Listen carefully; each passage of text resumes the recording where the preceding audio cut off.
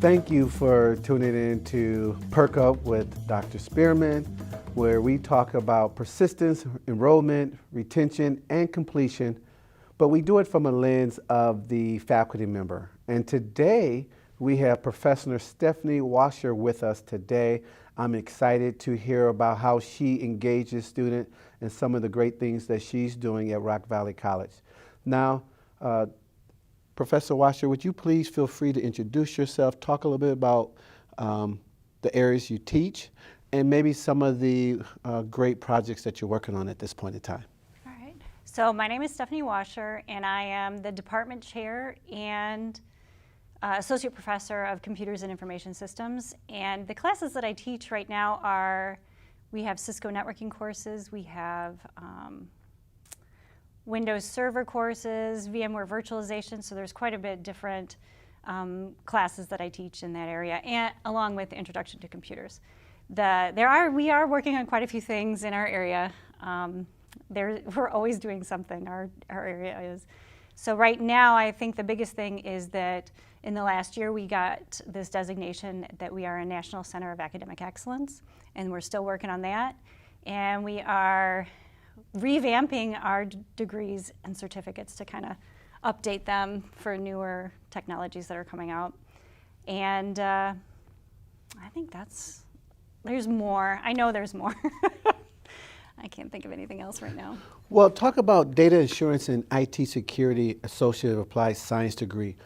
What does that mean? That's a lot. That's a mouthful. And right. How do you get students excited about that degree, or do they come in excited? Yeah, that degree, okay, so that's a great question, because we were thinking about renaming it cybersecurity, like Introduction to Cybersecurity. And it's a little bit of a process and a little bit of paperwork to get that done. So we've left it, but really it's Introduction to Cybersecurity, and they do networking in the beginning and work their way up to security and firewalls, and Jim Conley just added a new course, Introduction to Python, so there's a little bit of programming in there too. So it's a really great course to kind of get your feet wet into cybersecurity. And then the other thing that I was going to mention and I forgot earlier was we have a partnership now with Rockford University, and they'll take, I think it's 60 credits or so, and then the students can just go right into a four-year school with an Associate of Applied Science. So that's pretty cool. And so both business and CIS have that now. Oh, that's great. So, scenario, role play. Okay. I'm the new student. Okay. And this is, admissions and recruitment, and they're bringing students around and they're touring the place. And all of a sudden, they actually introduced me to Professor Wascher. And I know I may not look it, but I'm the 16-year-old, 17-year-old interested in coming to Rock Valley College. And you were supposed to say that I do look like I'm 16 or 17, but you missed the opportunity. But what do you do? How do you encourage me? What do you share with me to get my eyes wide open about the degree? They really do like programming and hacking. That's the big thing. And then what they're going to make when they come out of school. So that's the big. And I actually teach at the high school level as well through the dual credit program at Belvedere. And most of those students, almost all of them, they really just want to know what they're going to make when they graduate. How much money am I going to spend on my degree, and then how much am I going to make? So it's telling them you can get like a help desk job to start out when you take this certificate or while you're going for your associates, and then you can work your way up and become a level 1 tech or a system analyst or whatever they're going to do, and just kind of explain it. But if you go too far into it, a 16-year-old, you know how it goes. Their eyes just glaze over. And so you got to you have to find the good in-between to get them a little excited. Most of the ones that come up to me are the ones that are already excited and have built computers and want to keep going. So we can not push them, but guide them into, our A+ Essentials computer course or some of these other hands-on courses that they really want to get into. So is it normal for your students to have created or built a computer? Yeah. Yeah. Right now, I don't think as many people build their own computers because it's really just as cheap. Black Friday sales are going on right now, and there are some crazy deals on laptops. And so those are generally cheaper than building the computer. But Eric Wolf and I have a podcast ourselves, and we keep talking back and forth about if we're going to build our own computer or what we're going to do. And probably about January, I'll end up building another one. But it seems like my students now, in fact, this morning, I have at least 2 high school students that have built their own computer. Really? Yeah, out of 24. Wow. So by any chance, is there a class or a workshop on how to build your own computer? Yeah, that's the A+ Essentials class. That's our PCT 262 class. Tells you how much I know. Well, I mean, all you see is the title. It's not like you really know what's going on in the class. And when it's so hard to put what's going on in the class just in the course title. Well, I noticed that you have always been busy, you in the community and on the campus as well. And you just mentioned dual credit. Maybe you can explain the difference between dual credit or just teaching on campus, or the difference in the student that you teach through dual credit, because you mentioned Belvedere. What does dual credit mean? Yeah, dual credit means they're getting credit while going to high school. And our network technician and our mobile app development certificates, so we've got 2 different certificates, and we put them in a pathway that they can start out with introduction to computers and then work their way up to, like, the network technician one is the one that is the pathway that is going at Belvedere. So it goes network technician, and then they can go into the A+ Essentials, which is PCT 262, and then there's our Linux Unix class, and then a Network Plus class that they can take. So it's sophomore, junior, and senior level. So they've got a progression.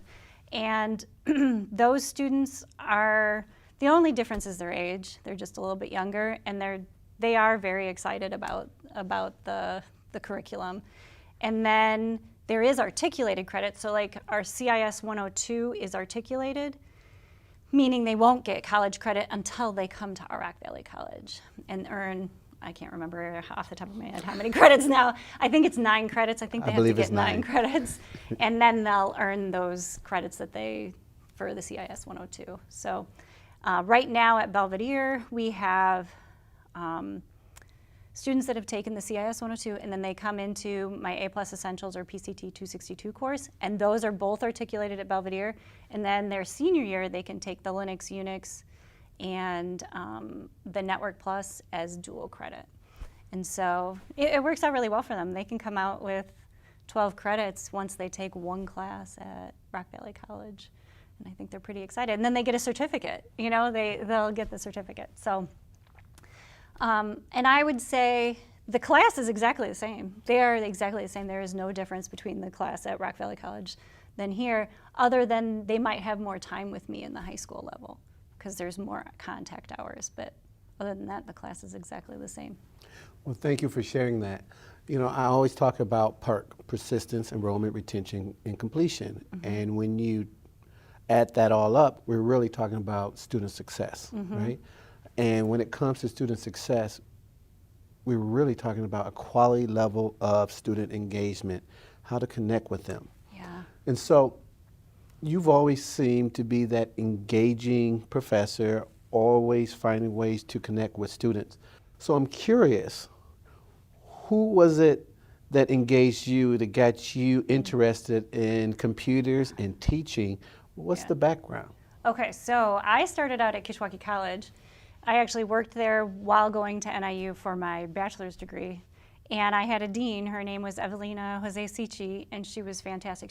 I was in adult ed, she was in adult ed, and she was, what I should have done with hindsight was, I should have learned how to grant write with her because she was amazing.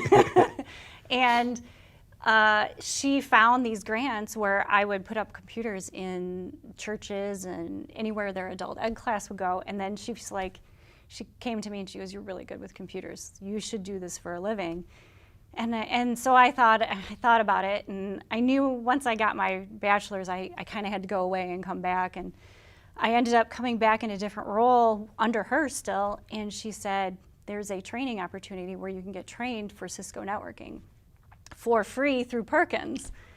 And so I did it, and that was in 2001. That was so long ago, right? So I've been doing the Cisco Networking ever since. She's the one that really just kind of laid it all out for me, and I couldn't be happier. It really is the path that I should have been on instead of business, the business path. So what we're really talking about is, as a professional, you were given professional development funds, really, through Perkins, Yeah. to help you grow or go down a pathway, to explore a pathway, and then you found out that you really enjoyed it. So after you completed the pathway, was it a certificate or was it a degree? It was a certification. So it's the certified Cisco networking instructor, and you have to take the certification test and everything. So it was industry certification, and then it was also the industry's teaching certification on top of it. So it was really great. That's awesome. And then you mentioned adult ed. So how do you define adult education? Oh, that's a great question. It's all encompassing in my mind. And that, I really enjoyed it because I also worked with, it was called Right to Succeed at the time, and it was high school students getting their GED. And it really wasn't high school students, it was high school age students, and it just wasn't the right environment for them. And so we had the younger students, and it was just providing them everything they needed, whether it was housing or clothing, whatever they needed to succeed in the classroom. And at one point, we finally got a grant too to feed them before they went and took the GED testing, because there are so many hardships out there that we don't even understand what people are going through. So it was a great program, and it really helped me realize that it's probably why I'm the way I am now, is you just realize everything goes into this student that is sitting in front of you. And if they're having stress, what is it, Maslow's hierarchy? If they're having stress in one area or another, if you can help support that, then you're going to help them succeed in whatever they're trying to do. And in that instance, it was GED. And I'm kind of trying to do that here now, but I don't know how successful it's going now. But elaborate on that. What do you mean you're kind of trying to do that here now? Just, if a student needs help, I'm not, trying to provide them whatever resources that Rock Valley can offer them. And if you're in adult ed, it's almost easier because there are set resources and a set area that you can give them. And here you have to figure out everybody that you can have help the student. So basically send them to student services. And so, some of our students need tutoring. Some of our students need, I've had quite a few students that I was pretty sure they had some sort of learning disability, and just introducing them to that department to help them out in any way, or, having them have their test in a different way, or whatever. And I haven't had anything here at Rock Valley yet that is, they need housing or they need things, but I've had some students that were, I do remember, we had one student, she was so stressed out, and she wanted to take a class, and she was almost done with her degree, but she couldn't afford to pay for the class just because of life circumstances. And Amanda Keeper and I are on the SOS, scholarship fund. And so I sent this student to the foundation, and she filled out the paperwork, and they were able to give her, a short-term scholarship just to pay for that class so she could be done with her degree. And so there's things like that. I think I had last year at Winterim, we had some issues with financial aid. It was the first time we had that course, and financial aid was figuring things out. And I had two students that are like, they couldn't really pay for the books, and so SOS was able to help out with that. So there's that emergency fund. So it's just knowing what's out there to help out students and in the different ways. It's a little bit different than adult ed. But it is, but it's not. In the fact, I love the story, first of all. Thank you for sharing that. And when you mentioning SOS, you're really talking about a student organization that has co-advisors that are primarily faculty members. I believe Amanda Keeper and Dave Costello right now are the two co-advisors this year. But their mission is really to be that light, that to help to fundraise emergency student funding to help students and support students. So I appreciate you acknowledging that and bring awareness to SOS. But the piece that I'm really intrigued by and I appreciate is the holistic approach to student engagement. As much as I'll be the first one to admit that when we're looking at student success, we're always trying to put success metrics behind it, right? We're always trying to define it. How do you quantify some of these things, and how do you move forward, and how do you create awareness? How do you share it? And what's lost sometimes in that is there are so many stories that cannot be shared by data. But there's a holistic approach to student engagement, and you're not the first faculty member, even through PERC Up, that mentioned Maslow's hierarchy of needs. Because if we don't meet their basic needs, how can they focus on learning? They can't. They can't. Yeah. And I find that very intriguing, and I believe that. So how do you, to your fellow faculty members, how do you encourage that? How do you help them to understand the importance of it? Well, in the CIS department, I have great faculty members. They just all naturally do that. And as department chair, I do the advising, and they'll just send a student to me. And generally, it's not, you don't see it right. You know, it's not something that you see right away. And so I have one student, and he needed help advising, and everybody else, not at Rock Valley, but in other universities or wherever he went, he just was getting nowhere with the classes he was taking, and he just broke down, and we figured things out, and he's got 3 degrees from Rock Valley now. You know, it's one of those things, like, they just need to come in and sit down, like kind of like what we're doing, just come in and talk and sit down. This whole stay at home, and I mean, I know it's necessary, but it's really hard on everybody, and it makes things so much easier to figure out how to help everybody out and just to have the connection, you know.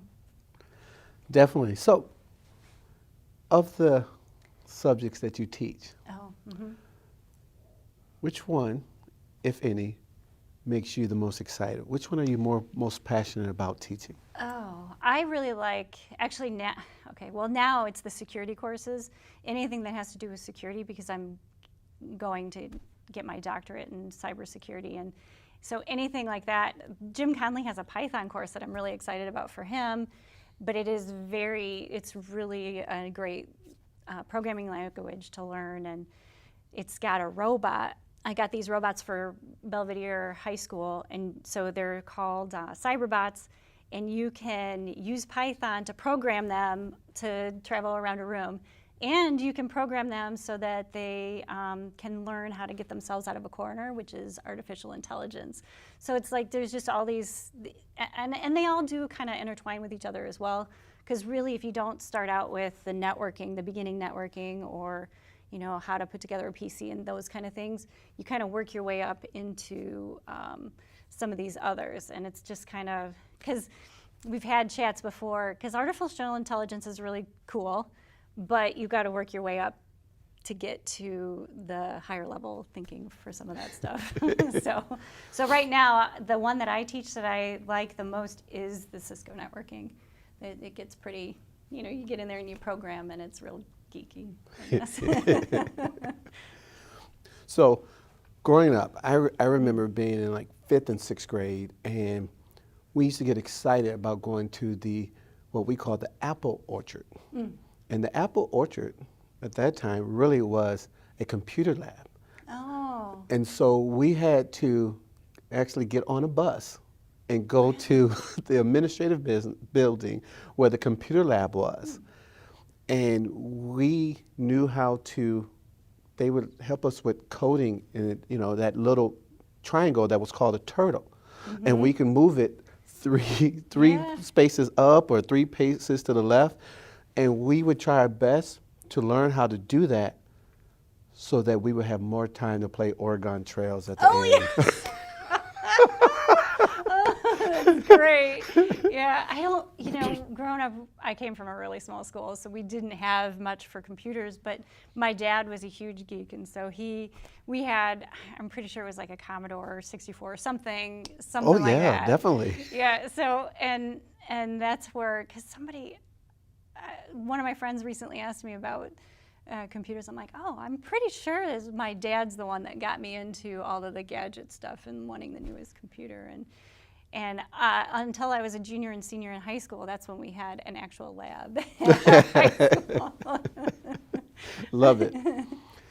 So right now I'm trying to be a super dad, and I'm really into trying to purchase a PS5. Oh. Okay, and it's very difficult to purchase a PS5.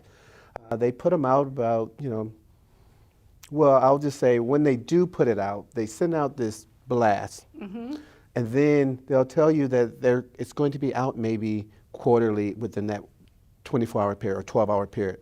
They'll start at like 9 and noon and 3 and 6. So you have to log on and try to purchase it. Right. But you only get about 3 minutes before it's out of stock. Yeah. So I'm curious, if I can't purchase one, can you build one for me? I could build you a gaming computer.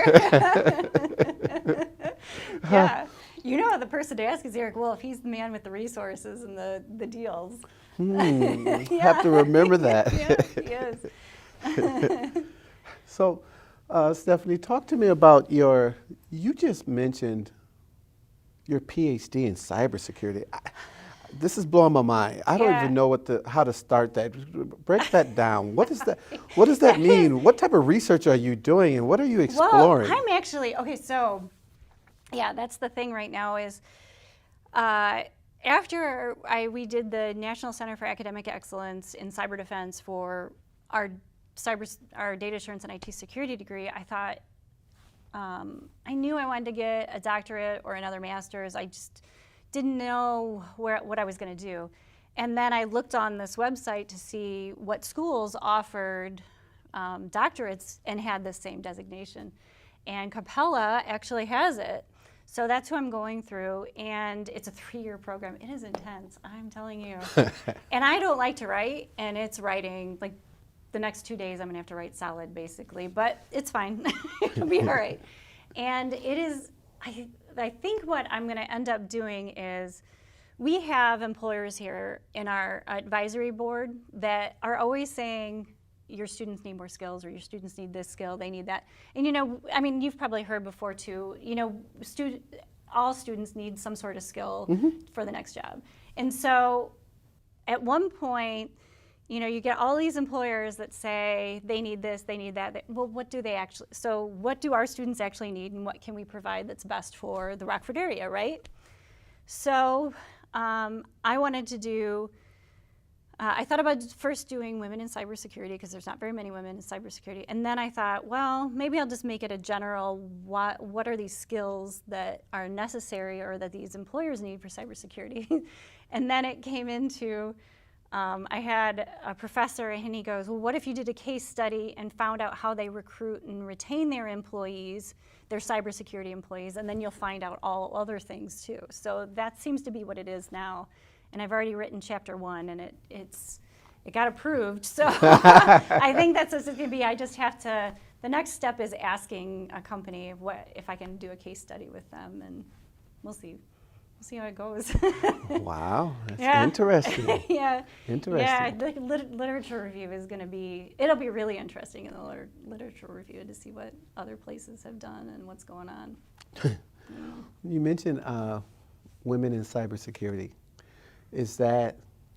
Are you in a unique space to be a woman in cybersecurity? Yeah, they say, so the numbers yesterday in a meeting that I was in, it's about 20% women, which in the past, even Jim Conley said, in the past his programming classes used to have more women in them, and for some reason now he doesn't have as many women as he used to. And for example, let's see, my Cisco Networking course I have right now, I'm the only woman. Really? Yeah, so, but in the past, it's usually 1 or 2 women, just in one course, though. So it's, 25% probably is about right. So then what are some of the community organizations or professional organizations that you are a part of that maybe encourage women in computer science or cybersecurity? There are some national organizations, and I haven't, because I've been so busy with the doctorate, I haven't really pursued them as much. I started a kind of a Rockford area Women in IT, and then Chuck Conkle started doing the Girls Who Code, so I just kind of let that kind of go instead. And so that's a really great thing. Is I think it's 12 to 16-year-olds, and he has weekly lessons with them. So, and then the women in IT, kind of like the Rockford area Women in IT, it just was, we couldn't figure out a good time for everybody. So, and then we had a decrease in women in our courses. For some reason, I don't know what that was about, but we're going to try and recruit more.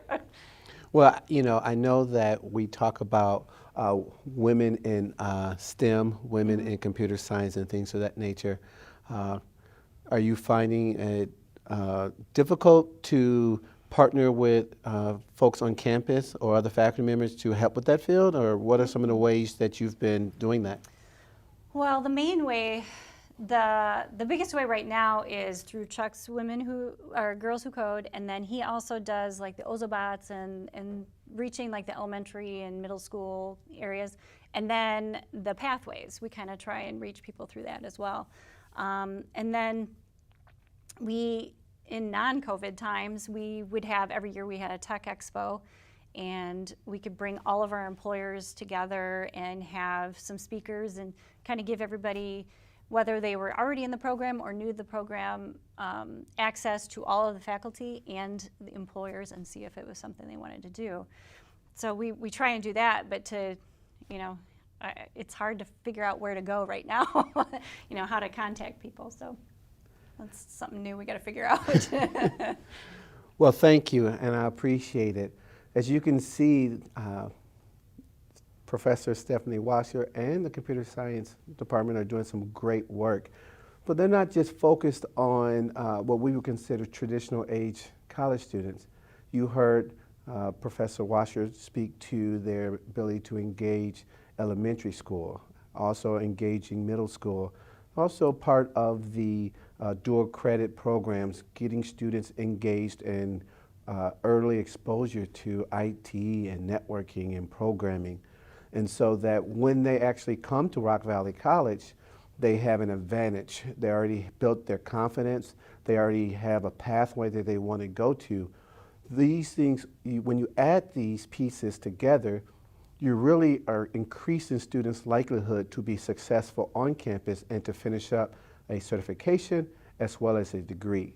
So we thank you once again for participating or listening in to PERC Up, and I really sincerely thank Professor Stephanie Wascher for being a dynamic professor and being able to engage the students the way she does. Thank you and have a great day.